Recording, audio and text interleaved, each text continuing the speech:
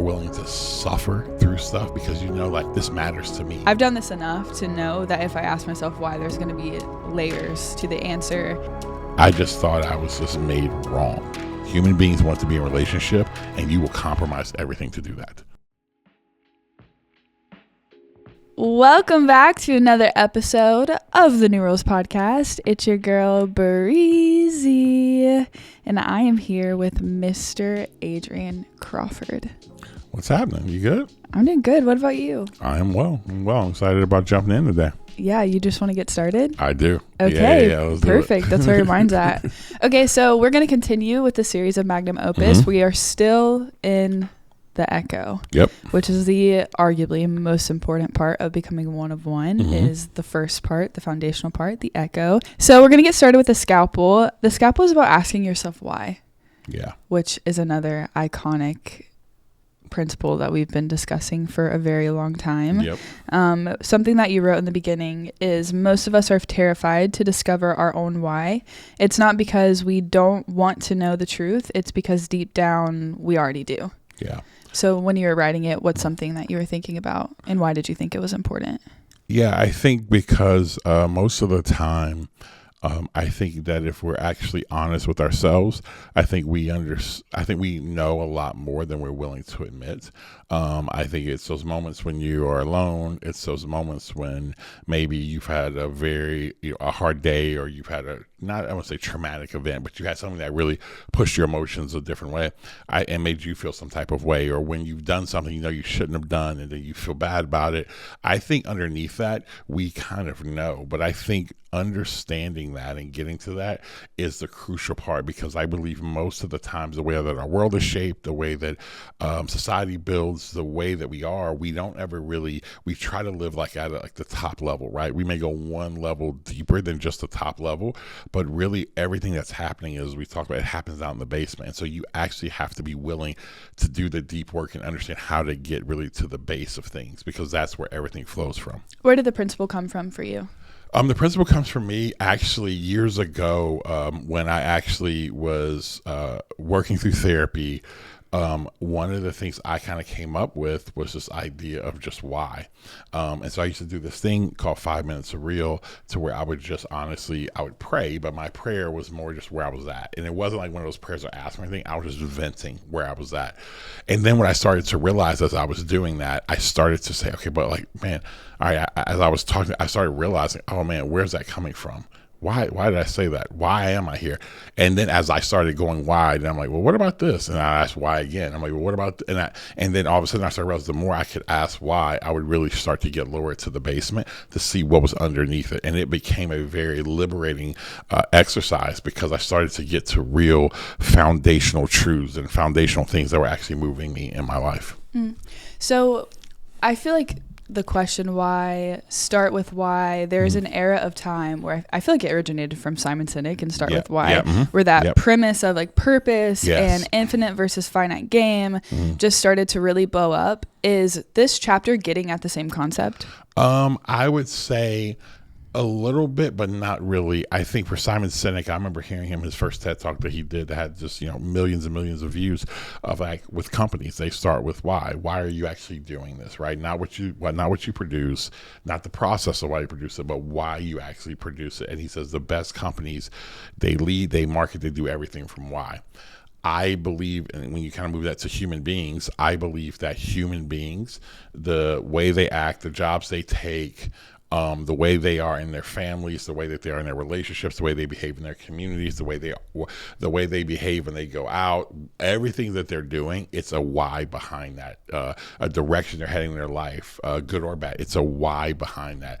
But most people just focus on, just like a company, they focus on what are they producing or the process, but versus this, the why is the thing that actually is the reason you're being pushed in that direction. So it has some similarity for sure, but it's more moving right toward the individual. Yeah. So you'd say you'd have to ask yourself why on a regular basis to uncover your motives. And over time, that begins to reveal to you a greater understanding of your purpose. Yeah, it helps you understand a greater sense of your purpose, because why helps you dig underneath it, because it's hard to figure out like, what's your purpose? What am I doing if you don't understand the motives, right? So for example, if you have, you grew up, and let's just say you grew up and you experienced a lot of poverty.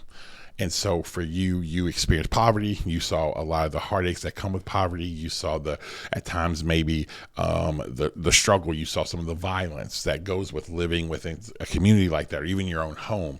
You saw the stress always of that, which that stress maybe led to, unfortunately, maybe physical abuse took place because someone else is just so frustrated with their state of life and money and stressors and all that. And so maybe for you, what you decided was that, man, because of what that caused in you, you were like, man, that's like hell to you. So you're like, I'm never going to do that again in my life. I'm not going to like be broke. So you then do what? You start looking for a career where I have the opportunity to make the most money, right? And so then you start going down that road. So you go into finance or investment banking or whatever it may be. And you're going there, but there are a lot of things in your life that you used to care more about, or things that maybe that you actually have a desire to do, but you're like, no, but this whole thing, money. So again, not because money is bad, but when it becomes bad, is that you think it's going to save you from whatever that functional hell was. But here's the truth about it, is that there are going to be other stressors in your life. There are going to be other things that could create conflict and whatever within people who have money. You know, it's not like people who have money are avoiding of conflict or harmful behaviors or things like that. So finding the why helps you start to understand the motivation to why you're doing something. That's why people, when they don't understand that, they get to this thing they've always dreamed of. And when people always say, oh man, why would, you know, they look at people like, why are you so upset? Man, you got like the life, you're doing this, you got this. But because underneath it, they finally got to that place and they're not satisfied because they were being pushed by something that really, it was more out of a fear or more out of a survival thing versus it being a thing out of a genuine desire to see something beyond that change. Something that I find to be pretty annoying is like, everybody now is asking the question of, why do I exist? Like, what's my purpose? Can you help me understand that? And our answer is usually, yeah, we really think that we can. That's what we dedicate a lot of our time to. Personally, as an individual who also engages in the work, it's so annoying to be like, why do I exist? And then you look at me and be like, have you ever asked yourself why? Like 5 times? And you're like, okay, so I figure out my why by asking myself why. That seems so simple. Does that make sense? No, it does. But here's what I would say. When I talk about asking yourself why, it's not even so much the why behind, okay, why do I exist? It's asking why when all of a sudden, let's say you're in a meeting, and in that meeting, you were just I walked in, you were so invigorated from that meeting. You're like, man, this was incredible. Man, we were doing this, and you, like, that meeting could have went 2 or 3 hours for you. I would say, okay, well, why? Why? Like, and then you probably say, oh, we were talking about this creative ideas, and it was this and this. I'm like, okay, well, the creative ideas. Okay, well, what about those creative ideas? Why did that? And then you go more and more, because what I want you is to be curious, because that's how you excavate. Because now is because what we'll do is like, okay, then okay, Breach, or it's just like creativity. No, which you do like creativity. But underneath it, I think it's deeper than that, right? It's the idea of like, man, being able to see something and from nothing, and that being able to be created, or something that was maybe broken, or, man, if we actually can create something great, it can actually give this content, this messaging out there to the world, and it can help somebody, whatever those things are. So that's when I'm saying why, when you can start practicing this in all different areas of your life, you then become someone who's like this excavator. So it's easy for you to get there. And what you start to find underneath those things, you find passions, you find things that actually matter, values, and then those are things that then help you start putting pieces together to then start, oh, does this connect? Oh, this connects. And so so honestly, I'm doing this all the time. You know, like if I feel some type of way, I'm like, okay, why did I feel that way? Right? Why did I feel that way about this? Good or bad? I think sometimes, we can just think it's only on the bad stuff, right? No, it's even on the good stuff. Like, man, because I think underneath it, that stuff matters. So that's kind of what I mean by that. Because I think those ultimately give clues and pieces to ultimately getting to that why. Yeah. How do you think that asking yourself why really pushes you to value process over outcomes? Because I think that in the process, what you start to learn you start to learn more and more about yourself. I think what you begin to understand, the process begins to teach you how you are like actually showing up with other people. The process also will teach you how you can build and even maybe rebuild in a different way or add in a different way. And so I think the process of discovering that is so important, because the process, I kind of look at it like this: it's like the raw material is like the why, and then the process is like it's kind of like the assembly line, right? To put things together, and then what do? You produce an outcome. So I think that you have to be able to have that process in order to be able to take that raw material, that raw passion, that idea, that thing, that value, and then put that together to then have some type of outcome. Mm-hmm. Yeah, something that we do here is purpose statements. So we want everybody to have one sentence that really describes what's your mission in life. Why do you exist? And it takes time to discover that, because we're also really young too. So it's just a process. And so there are times where I'll come to you and I'll be like, well, why do you think that I exist? And I really want you to tell me. And then you'll just say something like, well, why do you care about beauty?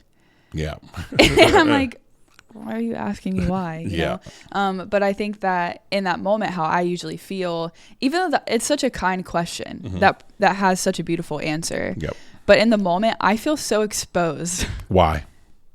See? I know. But like that. But why do you? I know. But why? Because it's a real thing. Why do you feel exposed? Because it's vulnerable to continue to ask yourself why things have meaning to you. And it becomes so personal so fast. And there's almost this fear of, if I ask myself why, what am I going to discover? Because everything has multiple sides of the coin. Like we say this, from your greatest place of pain comes your greatest sense of purpose. So when you ask me, like, why do I value beauty? I've done this enough to know that if I ask myself why, there's going to be layers to the answer that I'm going to have to embody the ambivalence of both the pain and the purpose that's within it. And then on top of that, not only am I having to embrace it, I'm also having to share that with, and luckily we have a really great relationship. So there's room to move forward. But I can understand why somebody listening, I'd be like, I don't really want to do that. And I don't really want to share that with anybody either. Because it can be such an intimate process to share your internal world with someone. No, absolutely. And I think that's why I can tell you, you don't have to worry about if for you doing that now, if you want to use the beauty of now of AI and things like that, or voice notes and whatever, you can just like, I'm just going to voice it and have it. And the one thing about voice notes, they transcribe now and they can summarize it. So you can say, I went through this process, and they transcribe you if you're a verbal processor like I am, and then you put that and then put it in a journal. You don't have to go to anybody with that. Yeah, but there's nothing like, and I know that you would agree with this, there's nothing like, we use our GPTs all the time for pattern recognition. There's nothing like being able to share with one another. The like realization that came with another human being, because the work is communal. That's it. And that's stuff we'll talk about more later as we talk about, and that's in the book, is that, man, in the West, we have been like one of the first generations to feel like you find yourself outside of community, when it's always been meant to find inside of community. Now, the problem with community, and I won't want to go too much down this road, is that when community, then it becomes so overly bearing to where, well, no, this is just what you are, versus a community is to help you discover who you are. And then, that's it. Then you go, versus like, nope, you grew up, your father was a welder, you're a welder. This is it, you're going to be that. Versus, okay, well, what about this? And so I think community is definitely important. I would say this too, is that I think sometimes why people don't want to go there is, like you said, it's both sides of the coin. Because what if, like for you, what if, and which I know it's not, but what if beauty was just shallow? Then it's kind of like, just even to admit, like, nah, man, I just like pretty things. Well, why do you like pretty? I don't know. I just genuinely like pretty things. I like to look a certain way. I like this. I like that. And it's not like this, oh man, I love beauty because of like, man, it's just, I don't know, some like super like, just esoteric thing that's out there. And you're like, no, and I think that's okay too, because then what happens? It's us faking, because now it's like, well, I don't want to seem shallow. I want to have this deep answer. No, there are certain things that are like, well, just shallow. Like at the end of the day, somebody asked me, well, like, why do you like shoes? And I'm like, I just literally like them. Why? Why do I like them? No, I like them because I like the way they look, and it's all very shallow. There's no like deep meaning behind it for me. It's just that, and I'm like, and that's okay. Like, not everything has to have like super, super deep meaning. And it's okay if it's shallow, because I think, we live in a world where everybody wants, like, we can't just say those things, because if we say that, we seem like we're not moral. We seem like no, we're human. And that's just part of the process. Well, how can you say you like those things? It should be more. And on top of that, oh, you're a Christian, you're a pastor. I'm like, no, I just like nice things. Yeah. And superficial hobbies, conversations, they're mature. They are. So that's very good. They're immature if you live there for too long. Yes. But it's like sometimes you said it best the other day, like superficial conversations, they are immature, because like I'm like talking to somebody and you're like, oh, you hear people say, well, I don't like those relationships, I got to go deep. No, you don't. What that is, that's a lack of self-control for you, that you have to go and everybody you talk to, well, it's not real unless we have a deep relationship. No, it's not that. I've got friends of mine who some people consider me their best friend, and I wouldn't consider them my best friend. But they are going to a level for them that may not be that I can go 5 levels deeper than that. Mm-hmm. But for me, I'm like, oh, it's unkind for me to expect them to do something that they can't do. But for them, but I'm adding value to their life, and from what I've realized, they add value to my life. Because even in that moment, even though I may not be able to share, go to a certain level with them, man, I just learned to really appreciate what we have and where we're at. And so I would agree with you. I feel like we could do a whole other episode on the power of being superficial and also proper placements of such and all those kind of things in relationships. But I think kind of circling back, when you ask me why I feel like I'm like laying on the table and you're like cutting me open and the whole world is now like looking at all of like the things that I'm just exposed. And I'm going to read another paragraph from the book, because I think it does describe it really well. You said, for me, why has never been a soft philosophical question. It is a scalpel. It cuts through the thick skin of disguise and exposes the tissue underneath. And that question feels like a bomb inside of my chest. Because why forces you to face yourself. It doesn't let you hide behind your goals, your grind, or your public image. Why doesn't care about your optics. It only cares about the origin story. Every true creation starts with a why, and every fracture begins when the why is forgotten. Bars. Yeah, I think it is. It cuts out all the nonsense of like just the stuff that's there. And then, like I said, it says the origin story. I think here's the thing. Every situation that you are experiencing, there is an origin story there, right? Like I talked about superficial, like shoes.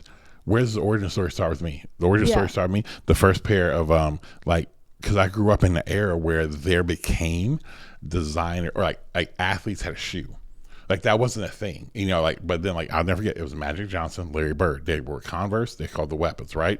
And so I'll never forget, had my first pair, had the Magic Johnsons, because when you were black, you had to rock with the Lakers, white people rock with the Celtics. That's just how it was, right? So I had those, and it was like, dude, it's crazy. They were like $50, right? And back then, like $50 is like $150, $200 today. Like the fact that my parents bought that. And then my father knew Michael Jordan's agent. So I got, I know, right? So I got sent a pair of Jordan 3s, the cement Jordan 3s. And when I got those Jordan 3s, I was like, yep. I was like, dude, like it was something about when you put them on, how it made me feel. Okay. Yep. So it is that deep. No, it's deep in the sense of like, it was a story of when I first saw them, I'm like, it was something different. But when I put them on, it's how it made me feel, right? Yeah. So meaning like, well, because then people are like, well, were you insecure? Well, why does a shoe make you, people want to go, well, why does a shoe make you feel like, that you're somebody? Oh, I see. Like especially from a Christian. Yeah, aren't you somebody already without a pair of shoes? I'm like, yeah, I am. But at the end of the day, I put those Jordans on and I was like, oh no, I felt different. I put those Jordans on. It is super. I put those Jordans on. When I went to school with those Jordans on, all of a sudden, you know what I'm saying? It was like, man, people were like, yo, you got the Jordan 3s on. All of a sudden, girls paying attention to your boy because I had them Jordans on now. They was like, yo, I came up in this world. And so that was what I'm saying. So like, it made me feel good. I came up in this world. Yeah, like it made me feel good about stuff. And so I was like, man. And again, is that somewhat superficial? Yes. But I love when people ask me about that. They ask, oh man, yo, those shoes are dope. Like da da da. And I'm like, yeah. And they're like, yo, you got that. Especially today, everybody will see me, especially younger dudes. They'll see me. Like I was in the airport one day. time, and the dude like walks past me. He's like, "Okay, Unc, I see you got that ish on." like, as I walk by, and you know what? And here's the thing: I felt good, and I don't think there's anything wrong with like, man, like when somebody compliments you, it feels good. It's a difference if I'm living for that, but for anybody to say you don't like a compliment, that, man, you put time, energy, and effort into something, or just something that's, man, in a world that's so negative, in a world you're always beat down, just somebody giving me a superficial, no, that's fine, that's great. It's the difference. Are you living for that? Yeah. And I think so many times we just, man, some of that's just the origin story for me. Yeah. So anyway, well, I feel like we're kind of crossing a threshold. Yep. Into the difference between curiosity and asking yourself why, and Yep. discovery into interrogation of motives. Yes, that's it right there. That's because correct. I think you're describing when people interrogate your motives to Yep. try to understand or prove something about your character. Yeah, that's it. Or we're always looking for, and I get it because I used to do this. When you're working with people, you would try to get to this deeper meaning. There's this deeper childhood thing, or there's this, this moment you had as an adult that led to this of why it's there. And what I started to realize was that, no, it's not always the case. Some of it is just, man, there's something they enjoy, right? Or, I think about, man, why do I like video games, right? I'm like, oh, I like video games because I was like, some of it's like, man, it's just how I grew up. I grew up when it became a thing, right? Like, most people, like I said, you're much younger, like you didn't grow up in this reality of like, man, when things at each era became like a thing. You did when like cell phones and like social media, like. Well, I did kind of because I basically grew up in like. Yeah, true. You did grow up. Like you kind of, yeah. You know what I mean? I was about to say. Like I grew up, people were still using maps. Really? Yeah. Like paper maps? Yes. Dude, which doesn't line up with my age, but the context of the environment which isn't even relevant to this conversation. No, but it's funny you say that because me and my dad, when you like ride with him, he's like, when you got phones, and they used to always be like, hey, put your phone down in danger. I'm like, okay, when we would drive, my pops pull out the big map, like he's freaking Magellan, like going on like a world exploration. I'm like, yeah, that ain't dangerous. You know what I'm saying? You got this big map. You're like, oh, where Mississippi River's over here. I'm like, dude. And it's really not better whenever everyone started using MapQuest too, and then you have multiple sheets of paper. And yes, you're like flipping all of a sudden you're printing out about 45 sheets of paper for some directions. Right. Yeah, man. Listen, anyway, but I think that where's I going with? Oh. I think that growing up in certain eras, for example, you're like, man, it's nostalgic, and I like that. Like I like when I remember when I played, even when I play 2K now, I go back to when I was a kid, and man, it was an escape for me because I could go in and I could play game, like I would play like Legend of Zelda or something like that. I could just escape in my brain of like this world. Because I love creativity and I love like my imagination, and it's just so nostalgic for me to do stuff like that. Mm-hmm. And so I think those are beautiful things too. I think if you live there, right, and everything you do is not like there's not some stuff underneath it, then I think you're a little bit blinded. But I think sometimes, man, things just stop. They don't have, some things aren't as like deep. You know? Okay, so I feel like there's so much to get into here. Let's go more into overthinking. Okay. So an example is whenever you ask me like, why do I value beauty? Yep. The first, because I'm an overthinker. Yep. Mostly because I like to control things that I care about. So anytime we care about mission or care about a person, I'm going to lean a little bit more towards overthinking. Yep.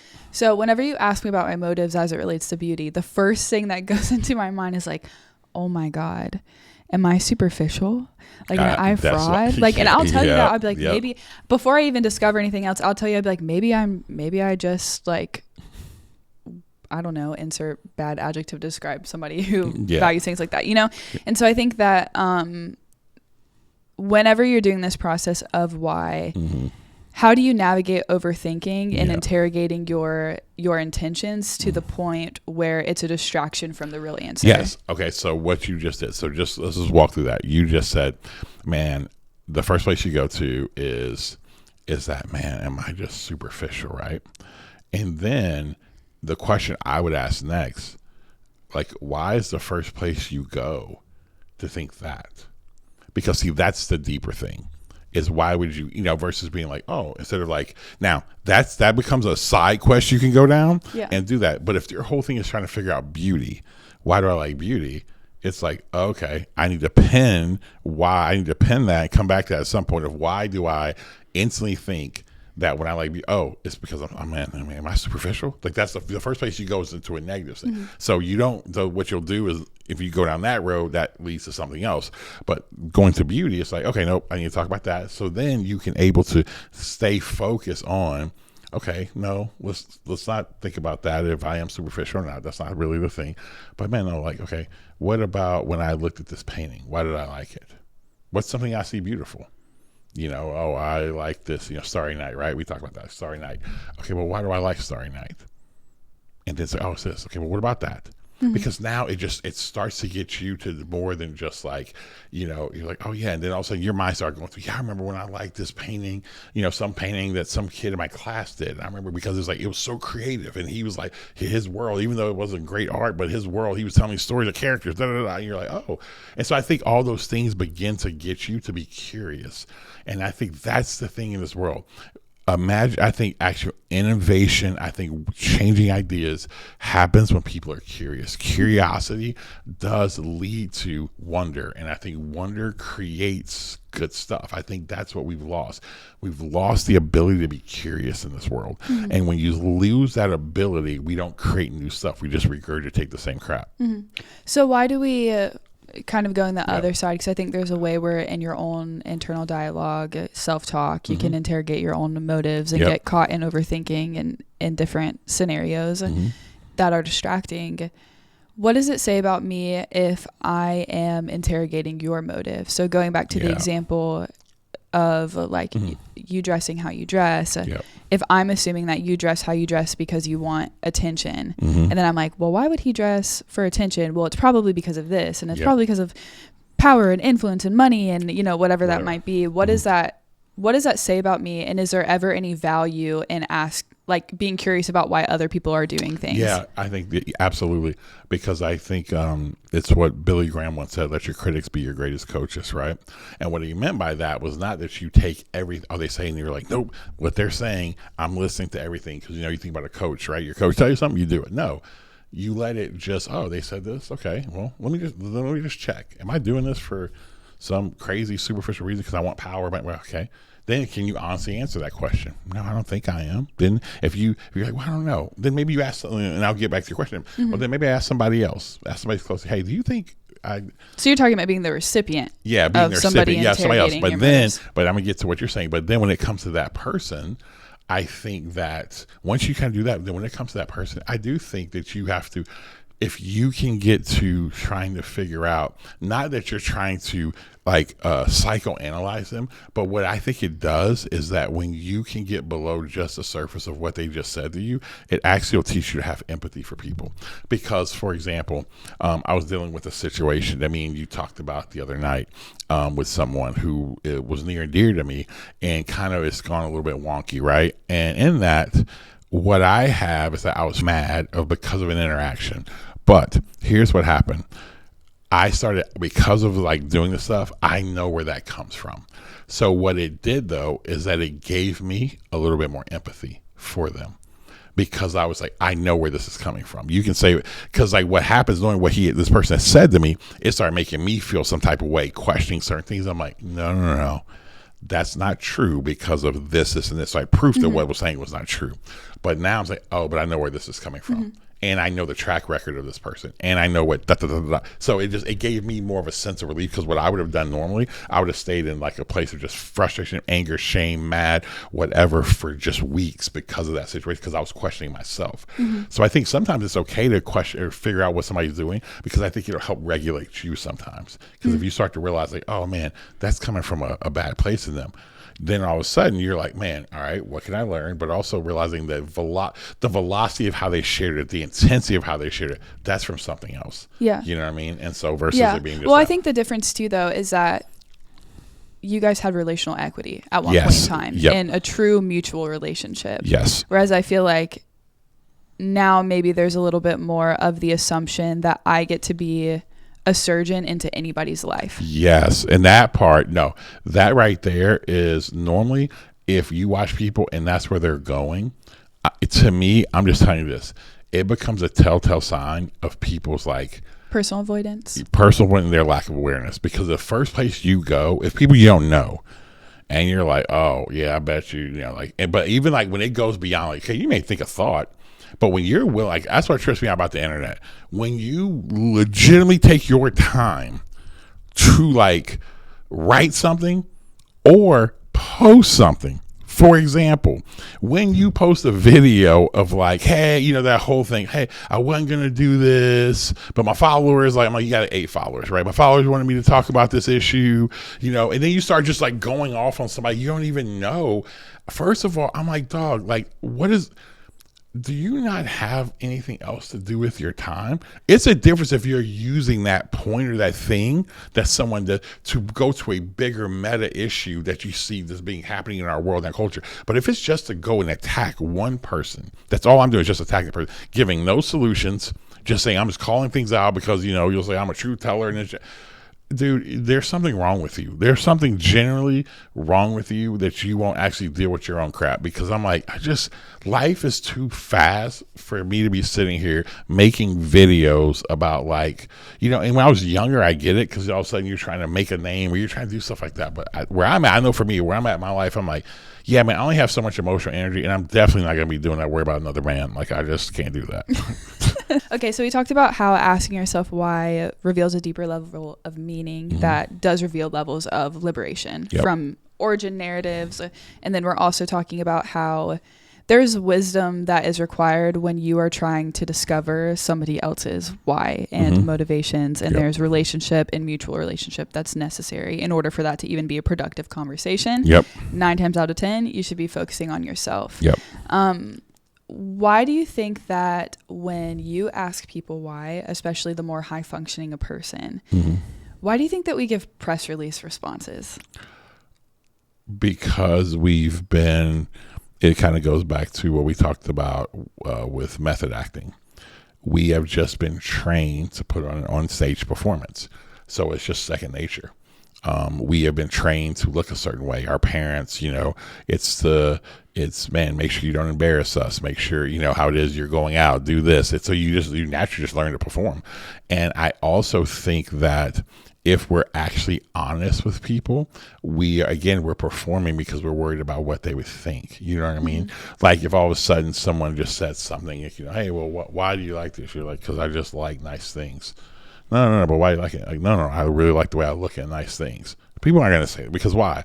Oh, I'm shallow. What are they going to judge me? They're going to think I'm whatever. And I'm just like, and so it becomes about other people than it actually becomes about yourself. And so I think that's one of the biggest things. We've been taught to perform. We've been taught to put up these things that we feel like make us fit in. Like, behaving this way makes us fit in. Human beings want to be in relationship. They want to be in relationship. So what we will do is we will compromise like who we are to just fit in.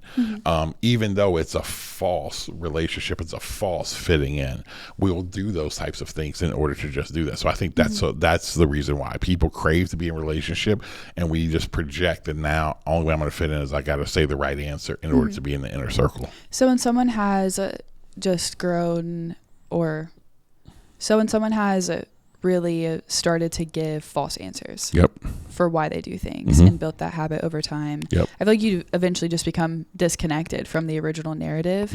When you see a person who's disconnected from their original motives, their original intentions and narratives and origin story, what kind of fractures show up within their life? It's a great question. I think the first thing you start to see with them is you don't ever really hear wisdom. I actually believe wisdom, wisdom is not just what someone says. It's not like those sound bites. It's like communication is more than just what you say, right? It's what's underneath it. I don't know if you've ever been in those places where you heard somebody say something and it's like, it sounds great, but you're like, I feel like I just ate cotton candy, right? You're like, oh, we talk about that. That's great, yeah. But when you hear somebody say, and it may not be the most eloquent thing, it wasn't like punchy or like, you know, it wasn't tweetable or whatever, but you're like, yo, that's a bar, and it's because you can feel the weight. I think that when you can tell people are fractured when you never feel the weight of their words. Like, there's nothing about their words ever that make you like, oh, man, like there's something more to them. There's substance to them. I think that's one of the ways you see people are fractured. It doesn't matter how young you are. Like I've sat with my I sat with my youngest at times, and she'll just talk to me, and it's nothing she's saying that's like, oh, it's new information, but like from her little 15-year-old mind, it's like she's run that through the emotions of everything, and then, oh, here's how I kind of view and see it. And there, you could tell she's thought about it. And there's a weight to it. I just think that's one of the first things I listen to. When I'm like talking to someone, do their words ever move me, or does it feel like I'm like, it's just not that, it's just never deep. So you lose depth? Yeah, I think, you absolutely. Yep, you lose depth. I think another thing that you do is that I think what you start to lose, I think people start to lose a sense of like mission. You start to see them never really okay with what they're doing, or they're jumping from thing to thing, or they never build deep relationships, because when you build deep relationships, at some point in time, who you are is going to happen and come out. And so I look at people, do they have deep relationships at all? And if they don't have deep relationships, I'm like, okay. Because deep relationships are indicative of mission. Well, I'll say this. Let me back up. That's probably a third one. That's probably more of like the intimacy part, right? Like, because deep relationship is a sign of like intimacy, and the more that closest that people can see you, the more that it's actually they see the real you, right? Going back to mission. So I think going back to mission, what tends to happen is that when sometimes you see people don't have any clear direction, they're like kind of like flailing everywhere. What I mean by that is that they have success maybe because they've got this job, they got talent to do this, but there's never really anything that they're like, man, I'm willing to give there's something more than just for myself. I remember we were watching a podcast recently with someone who, really great business person, but as they're on their podcast, they were going through this process with Tony Robbins. And as they went there, you start realizing in a business sense, they had some depth in business because it was real wisdom. But when they start talking about like life and everything like that, and not be excited, you're like, oh, there was a lot of performative stuff that's there because there wasn't a depth of mission that was there. Yeah. I'm going to read another excerpt because I think this part is really good as it relates to the press release. So you say, I've sat across from hundreds of leaders, athletes, and founders and asked them that same question, and almost nobody can answer it cleanly. They can tell me what they do. They can walk me through how they do it. They can give me the pitch deck and the mission statement. But when I ask them why, the real why, and not the marketing why, there is a pause. And that hesitation tells me everything I need to know. It tells me that they are calculating. They are scanning their brain for the answer that sounds noble. They are looking for the answer that justifies their hustle. But here is the rule. The first answer is almost always a press release. Yeah, 100%. So how do you know when your first answer is a press release? When you can go back and you do the autopsy on it, and to ask yourself, like, does this really matter to me?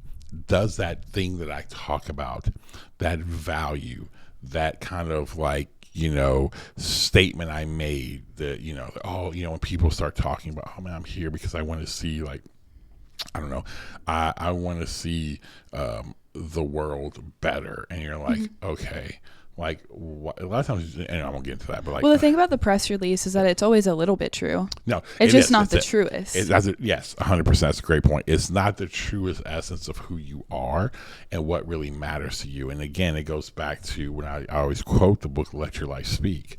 It's this idea that when you are disconnected, you don't go there. It's that whole quote, like, don't tell your life what you intend to do with it. Ask it what it intends to do with you, the values you hold, the things you care about. Like, it's already there. But what we do is that we will look at society and say, okay, what's acceptable? What do people care about the most now?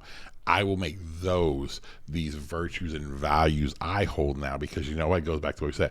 It gives me acceptance in society. I think why you have to go underneath the hood and the scalpel is because I believe one of the greatest cravings, I said earlier, is human beings want to be in a relationship, and you will compromise everything to do that. That's why people get in bad relationships, like bad marriages, right? Because why? They're like, I just want to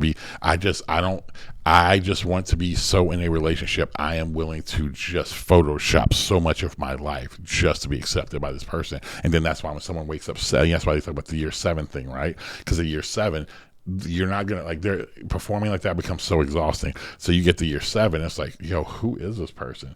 And all of a sudden these things are coming. Like your spouse is looking at you like, whoa, like what is this? And it's because you push those things to the side, and now pressure, life, time just makes those things come forth, and that's not what they signed up for. And now you want to be this person, And so again, I think that the reality of wanting to be in a relationship and be in intimacy with people, friendships, romantic relationships, whatever, and I think people are willing to compromise themselves and really to give the world what they think they want. What are some press release responses you hear often? Definitely, I want to impact the world. Yeah, I want to impact the world. I want to press, man, I really don't care about money. And, you hear that a lot. So when we work at corporations, you corporation, oh man, like family. Yeah, I want to provide for my family. Yeah, you see like, man, this is a collaborative environment and all that. But then you go talk to people like, no, there's nothing about this collaborative. All they care about is money. I think you hear those things instead of saying, no, if money is what you care about, say it. I'm not here to judge, like, is it right, wrong, or whatever.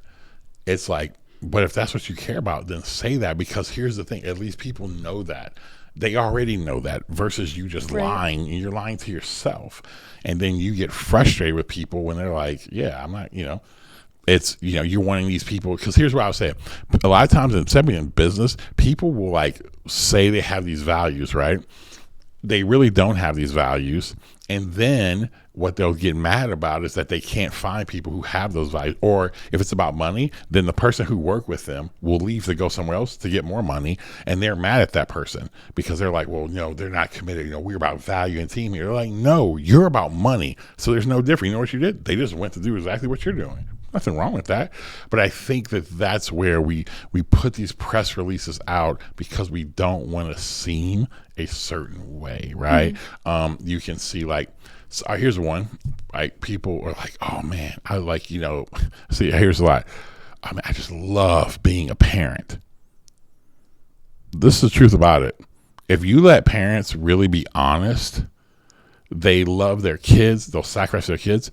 But I'll say this, like, being a parent is freaking difficult. If you ask me, like, is it like the number one thing on my list? No, it's not. And I'm very honest about that. And people listen, and especially one in a church world, are you kidding me? People will like they will crucify you for that. No, because family says that doesn't, and me saying that does not mean I do not love my wife. I do not love my children. I'm not thankful for my children. So yes, but to say like that's like, man, this is what just bleeds in my heart. I think what it ends up doing, it suffocates a lot of people at times because they live in this world all the time with like, man, okay, something's wrong with me. So my family's got to be it's the number one important thing in my life. And I'm like, yeah, your family is incredibly important. But also, I think your mission is very important. I think loving God is incredibly important. I think your friendships are incredibly important. And again, and I want people to hear me when I say that like I've got friends of mine, man, that like it's so genuine to them that, man, like their family, like it is like the next thing for them, right? And what I mean by that is they are willing to just go forth and like be with their, they want to do all the stuff, whatever. And let me tell you this, I learned from them. I get challenged by them. Man, when I'm working through stuff in my family, that's the person I'm calling because they help me.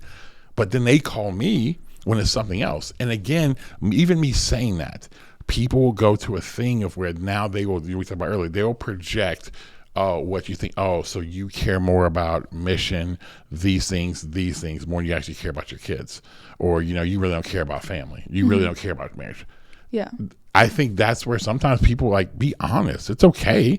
Just be honest, because the truth sets you free. That doesn't, and there may be some bad things that are there that you need to work through, but at least if you're honest, you can start getting to why that's the case. Yeah. Does that make sense? Yeah, that makes sense. And I feel like that really starts to get into content versus containers. Because I feel like what you're describing, again, especially in the church space, there is the people are more worried about the container of being a parent than they're worried about the content. So I would say for you, like I have a pretty close proximity to your life. Yeah. You are thinking about your children and your family literally all of the time. Yep. you're thinking about it through the lens of unlocking authenticity. Yes. You're thinking about the mission of your family and where it is that you're trying to go. Yes. And the container of that just looks different than what people prefer to see or desire to see or have put on a pedestal. Yeah, like 100. But the content is the same. Yes. Your posture and love, I would completely say, is still within, people talk about the right order. Yes. No, it's there. It's just that, like, you know what? But I also really care about the mission that I'm doing. At the same level, I care about my kids and my wife. And I'm not going to lie about that. It's because I think we live in this world, because this is what I tell people. Your actions are telling me, at least for me, I'm admitting where I'm at, and it's honest and true, versus people like saying that crap. And I'm like, dude, you're not even present when you're there. You don't spend time, you're lying to yourself, and you're lying to other people. And I also think too, when I think about like my kids, or I think about my wife, I'm like, man, how do I, in my skill set and ability, create pathways constantly for them and building out for them? I used to tell my son all the time, I was like, man, I used to want to be I desire to go watch him play basketball all the time. But man, that's when we're starting to engage. So I tell people, like, man, I had to preach. So I would miss a lot of his championship game days or whatever. If I could, if it was local tournament, as soon as I'm done preaching, man, I would get in the car, drive over there, watch the last game. But here's the thing. I told him, and I would sit with him. I was like, man, I would love to be there, but I want you to also know there's a mission, a thing God's given me. Doesn't mean that it's more important than you, but it is important. And so I have to lead in this way. And I think he understood that. It was like, it wasn't that I was like, oh man, like I don't ever want to be around you, Mama. No, I just think that he understood I had something to do. And I think it's important for my son to see that dad was willing to sacrifice and work for that. That's one thing I appreciate about my dad. My father was a coach. Man, let me tell you, it's the month of June, July, he was a college basketball coach. I didn't see my dad legitimately I saw him one day in the month of July, legitimately one day, almost every year, because he was recruiting the entire time. And I love my dad, but I only see him one day. Or my dad would recruit and he'd be gone. Or my dad would get up sometimes before I would even leave, before I would even go to school, he would be gone.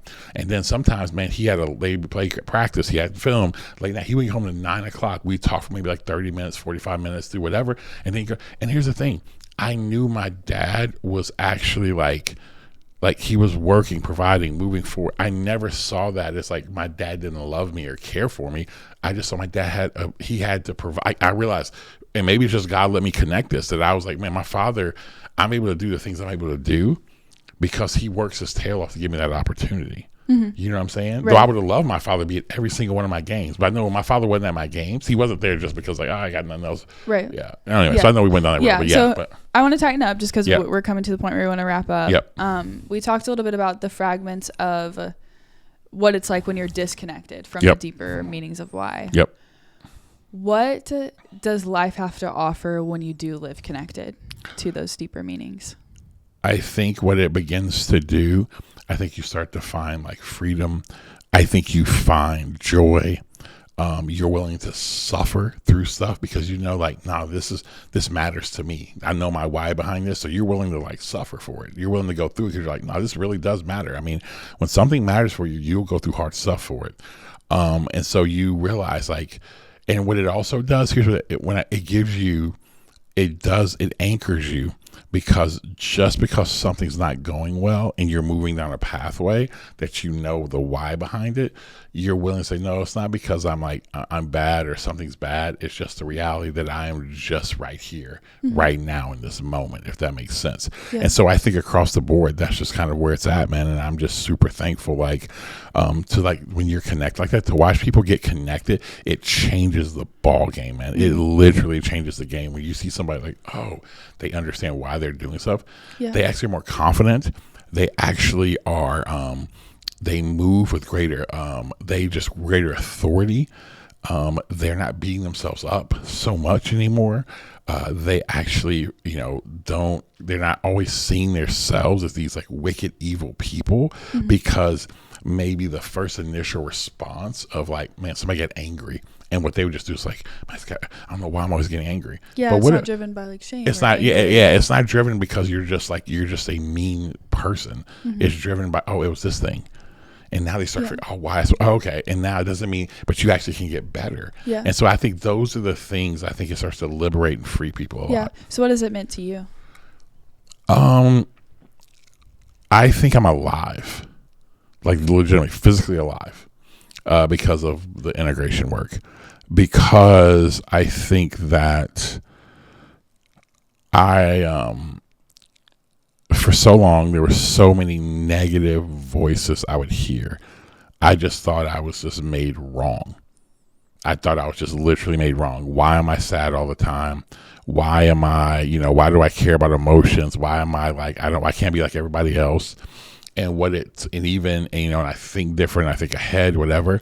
And then when I started realizing like, oh, like I think ahead and I'm a futurist, not because I'm trying to do that because, oh, hey, that sounds cool because I can try to predict the future or what it's going to be. No, it's actually, I want to be a futurist because I want to prepare a way for people to be better, to prepare them for a world they're going into. Mm-hmm. And when I started realizing that, it started making me realize like, oh, I've got skills and gifts to bring to the world, not that I'm just a bad person. Because for a long time, that's all I thought. I'm just like, I'm just not a good human. Yeah. I'm just not a good human. And then it started to move down that road. So it's really, I would say I'm alive because of it. Yeah. Well, thank you for sharing. I appreciate it. Of course. So we're going to start to wrap up. But for those of you that are listening, Magnum Opus. Out for pre-order now. There it is. And we're not going to be able to go through every chapter within these episodes. And so there are missing steps in between method acting and the scalpel that we think are absolutely critical to the process of becoming one of one. So pre-order the book. Pre-order the book. Here's what I truly believe about this book is that this will be a book that you can pass down. It'll be a book that I hope that when we're all not here anymore, that somebody can pick it up 200 years from now and learn. Just like if I picked up, St. Augustine's book, on City of God, or if I picked up another work by another great thinker, that I can actually pick it up like, and still learn and apply it for today. Because I think these are timeless things that are about this idea of human beings becoming one of one. Perfect. And the link to pre-order the book will be in the show notes. Yep, we'll be Follow there. us on Instagram at the Magnum Opus Project. Yeah, shout out to the team, killing it. Shout out Oscar. Yeah, Oscar's back there behind the scenes, man. New on the gig, doing an amazing job, and just creating incredible content and videos. Just like the other day, valuable stories. Yeah, almost had me in my Tupac thug tears when we did Tupac method acting because it was brought back up so much of because like Juice and Bishop, and I was like, and there were certain scenes. It was like, I'm like, I remember because Juice was one of my favorite movies, and then just the way he pulled that stuff in, it was pretty. It was all I could think about was that one. I think it was an Architectural Digest where somebody was meeting with Kendall Jenner, and they were like, "Have you seen this, Oscar?" Whenever they're like, it's like the 21 Questions with Vogue or whatever, and they were asked like, "What's your spirit animal?" And she literally goes, "Tupac Shakur." Yo. Stop. I swear on my life. Like, why would she say that? It's like she was trying to be ironic or something. I don't know. Anyways, don't ask why, but others' motives. I know. Yeah, whatever that one was, it was dumb. But anyway, it made me think of that. But yeah, follow us on at the Magnum Opus Project. We're dropping creative videos every week, very frequently. Follow us on at Write New Rules. Like and subscribe to the channel. That is what gives us the opportunity to continue to do more here. That's it. Until next time, keep writing new rules. Boom.